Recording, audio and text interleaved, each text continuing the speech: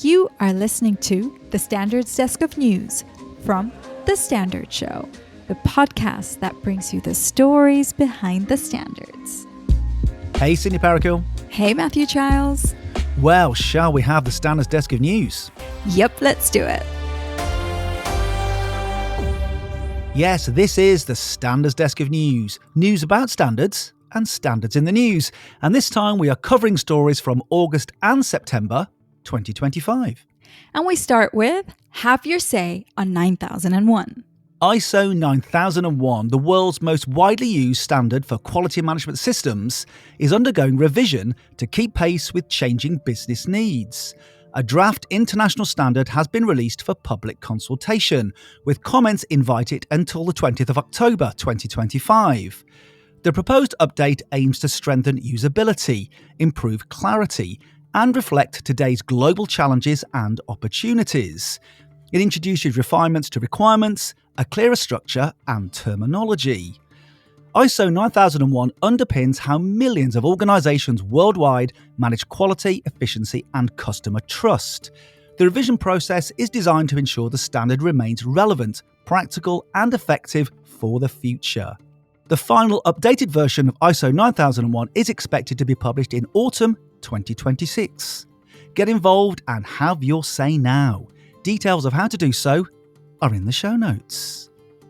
Sticking with quality, ISO 21001 sets new benchmark for education quality.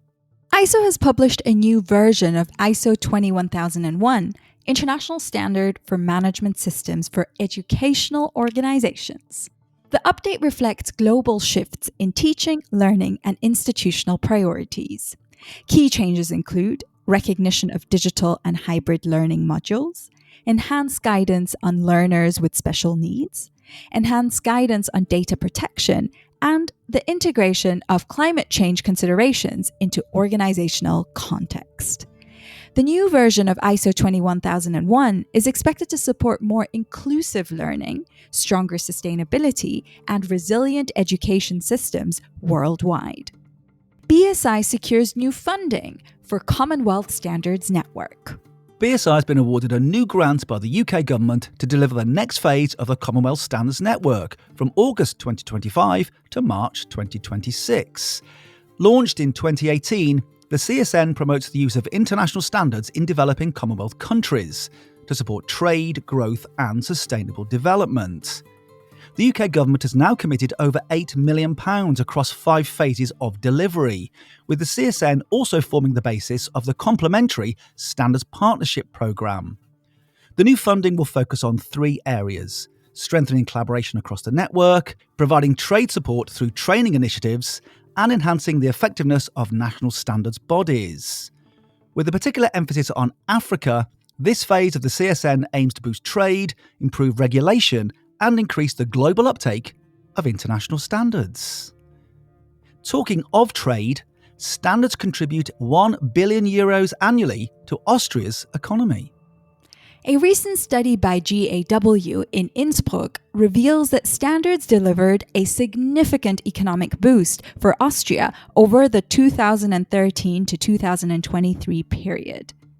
Commissioned by Austrian Standards, the analysis shows that standardization drives around 20% of real GDP growth, equivalent to approximately €1 billion each year. It also contributes about 6.5% of annual employment growth and roughly 30% of labour productivity growth.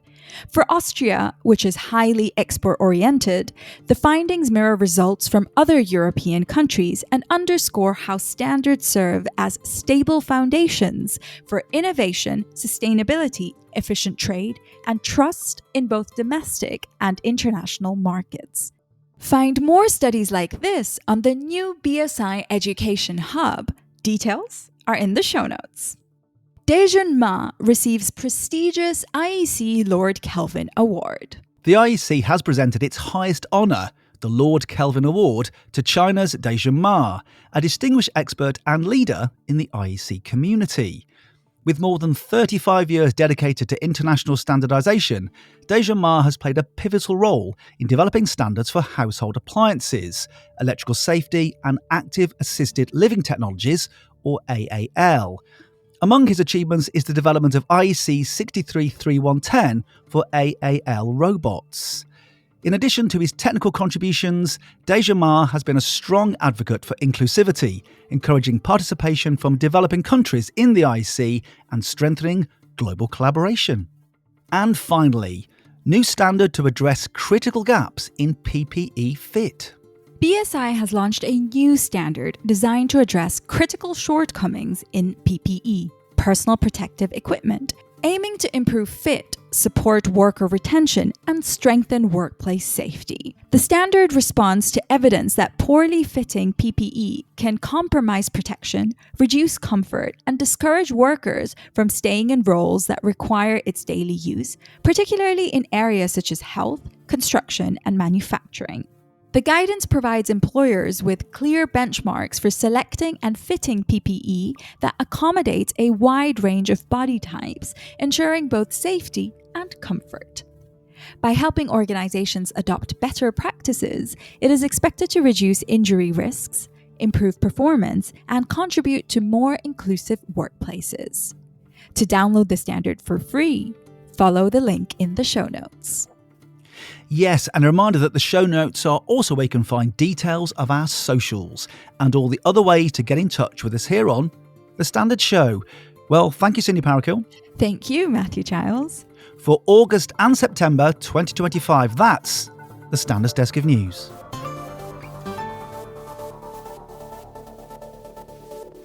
You have been listening to the Standards Desk of News from The Standard Show, the podcast that brings you the stories behind the standards.